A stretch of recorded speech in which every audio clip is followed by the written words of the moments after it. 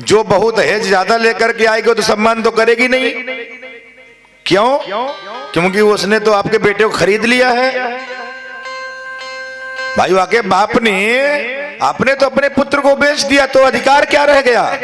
तो चाहे नौकर बना के रखे, चाहे सेवक बना के रखे, फिर आपको बोलने का हक ही नहीं है। इसीलिए आप अपने पुत्रों को बेचो मत, संबंध करो, समधी बनाओ। दहेज के लोभ में आकर के अपने यदि आप बेटे को बेचोगे तो कहे कि जा पानी लेकर आ, मैं क्यों लाऊं, इतना मेरे बाप ने नोट दिया है। तो महाराज एक आपको हम सत्य घटना बताते हैं। एक क्षत्रिय परिवार की है।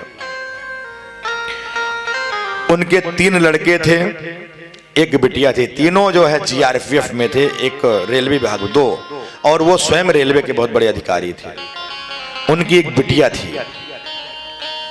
मैं गया आगरा के पास की बात, हमारे परम भक्त, शायद वो कथा भी सुन रहे होंगे तो जरूर। तो ऐसा हुआ महाराज कि उन्होंने कहा गुरुजी हमारे पुत्री के योग कोई अच्छा रिश्ता हो तो। हमने कहा देखो भगवान की कृपा से कोई ना कोई मिल ही जाएगा। देखे उनका रिश्ता एक क्षत्रिय परिवार में तय हुआ। और महाराज लड़के की सैलरी बहुत अच्छी थी, 90,000 रुपए करीब थी, इंजीनियर था। उसकी जो बहन थी बड़ी लोभिन थी। सो महाराज रिश्ता तय करके आए, मुझे बोले गुरु महाराज अब आप साइन कर दो तो फिर एक बार आप चलते हैं, दोनों लोग जो भी बात है पूरी फाइनल कर लेते हैं। अब मैं तो भैया सीधा बोलने वाला इंसान, अब मैं किसी के बीच में ऐसे बोलूं, मुझसे ये नहीं होता। मैं गया भैया, बढ़िया सर स्वागत हुआ, महाराज जी पहुंचे थे। हम इसके बाद आगे चर्चा बढ़ाए, बोले भैया तो पिताजी बड़े सीधे थे, उसके बच्चे के पिताजी बड़े अच्छे, माता जी भी आई पढ़ ली पढ़ा। गुरु महाराज अब आप आ गए तो क्या रिश्ते, आपसे हम दहेज लूंगा। अरे दहेज तो जीवन भर क्या रखा रहता है। लेकिन वाकई बहन बड़ी लोभी। महाराज जब माता पिता की बात खत्म हुई तो हमने कहा ठीक है, तो अब जो हमारी इच्छा होगी तो मैं आपको दूंगा। और महाराज इसके बाद हम चलने लगे तो बहन आई हमसे, बोले गुरुजी एक बात बताऊं। मैं कहा हाँ। बोले अभी मेरे भाई की दोस्त की शादी हुई है ना, वो भी इस भाई के साथ में इंजीनियर हुआ था और उसको गाड़ी फॉर्च्यूनर मिली है। मेरी बात समझ में आ गई। मैंने कहा यहां से नहीं तो वहां। मैं कहा बावली नहीं तो तू फॉर्च्यूनर कितने 24 लाख की पहले थी, आज 48 लाख की होगी, या तो पहले 24 की थी। तो मैंने कहा बावली मैं तो ओडी के चक्कर में था, मैं तो तुझे सोचा था 50-55 लाख की बढ़िया गाड़ी दूंगा, उनके पास पैसे की कमी है। पर गुरुजी कोई बात नहीं, जो आपकी मर्जी। मैंने कहा अभी से इसकी डिमांड शुरू हो गई है तो आगे चल करके डिमांड शुरू कर देगा। जो बिल्कुल आपसे दहेज की डिमांड कर दे उसके हम कभी साहब रिश्ता ना करें। वो कभी खुश नहीं रखेगा, कभी ये ला कभी वो ला, कभी वो ला, कभी वो ला, कभी वो ला। बहुत से रिश्ते मेरे भाई बहन, हमने कहा कि ठीक है हमने बात करेंगे।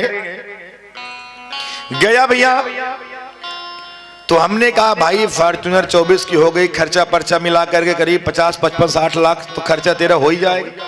लड़की को गोल्ड लोन भी देगा तो मान ले करोड़ों रुपए शादी हो जाएगी तेरी। तो इस चक्कर में क्यों पड़ रहा है? कोई अच्छा सा लड़का देख, गरीब घर का ही देख ले, अब बढ़िया हो, पढ़ा लिखा हो, और यही 1 करोड़ रुपए तो लगाकर उसका व्यापार करा दे। फिर महाराज हमने वहीं पास में स्टेशन है बरहन, वहां के आसपास गांव में गया। हमारे वो भी भक्त थे, लड़का MBA किया हुआ था, आलू की खेती कर रहा था, नौकरी नहीं मिली, बड़ा अच्छा जिम्मेदार था। मैं गया वहां, तो जैसे मैं गया, मैं कहा भाई आपके यहाँ शादी के लिए, अरे गुरु महाराज आप आए? गए, सर स्वागत हुआ महाराज, बढ़िया बाजरे की रोटी और साग बढ़िया हमने खाई। गांव में भी जाता हूँ तो यही बोलता हूँ भैया हमको तो वही चकाचक खिलाओ। अरे गांव में आकर के भी ये पूड़ी दे ये वो खाएं तो हो गया, गांव में आकर के गैस की रोटी तो शहर में तो मिल ही रही है। तो महाराज गांव में जाओ तो हाथ की बढ़िया पानी से लगा करके, हाथ की बढ़िया ना, उसमें थोड़ा सा आप बेसन डाल लो, वही खिलाओ ना।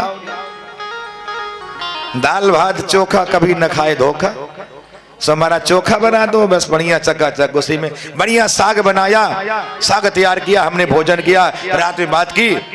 बोले गुरु महाराज मुझे कुछ नहीं चाहिए, मैं पैसा क्या करूंगा, मुझे धन दौलत कुछ नहीं चाहिए, आप हमारे घर आ गए बस। रिश्ता तय किया। उस समय उसको स्विफ्ट गाड़ी और उसका व्यापार, लड़के का इतना बढ़िया हार्डवेयर की पूरी दुकानें करवा दी, सारा पैसा लगा करके। अरे महाराज आज तो फैक्ट्री पे फैक्ट्री है। आज मैं जब जाता हूं महाराज तो पहले 1100 वाट तो 21,000 दक्षिण, 51,000 दक्षिण। सो उस लड़की को जीवन भर वो सम्मान करता है। तो महाराज कभी आप धन दौलत में आप जब देना ही है आपको तो किसी गरीब को उसको दे दो, उसको करा दो, उसके किस्मत में होगा तो अपने आप ही सर्वस्व से प्राप्त हो जाएगा। जो लोभी हैं, जो मांगते हैं, डिमांड करते हैं, उनके तो विवाह करने नहीं चाहिए, उनका छोरा कुमारा पड़ा रहे, बिल्कुल उससे तो ब्याह ही मत करो, गांव में और शोर मचा दो, ये इसको पड़ा रहने दो। क्या बोलना पड़ेगा? इसलिए दहेज हमारे जीवन की सबसे बड़ी विडंबना हो गई है। क्या बोलना पड़ेगा भैया? जिनके छोरा नौकरी चाकरी वाले होंगे बुरा नहीं मानना, हम तो भैया सत्य बोलेंगे, क्योंकि ये नहीं लेना चाहिए। लड़की के बाप तो सर्वस्व अपने आप खुद ही कमी नहीं करता है, वो कोई नहीं बाप नहीं चाहता कि हमारे पुत्री को कभी कमी हो जाए। अब मैं अपनी बहनों से भी कहूंगा, प्रेम प्रेम के चक्कर में कभी मत पड़ना, तुम्हारे माँ बाप जहां कर दें, कोई माँ बाप नहीं चाहता कि मेरी पुत्री कभी दुखी हो। तुम्हें बचपन से पाल पोस करके बड़ा किया इसलिए कि हमारी बिटिया दुखी रहे। तो आजकल एक विडंबना हो गई महाराज, हम तो इतने प्रेम करते हैं उससे करते हैं, बिल्कुल नहीं। तुम्हारे माँ बाप जहां कर देंगे वहीं कर लो, तुम्हारे जीवन में कभी कोई दुख नहीं होगा। तुम्हारा निर्णय एक बार गलत हो सकता है लेकिन माता पिता का निर्णय गलत नहीं होगा, वो तुम्हारी बुराई तुम्हारे बुरा कभी नहीं सोचेंगे। क्या बोलना पड़ेगा? जोर से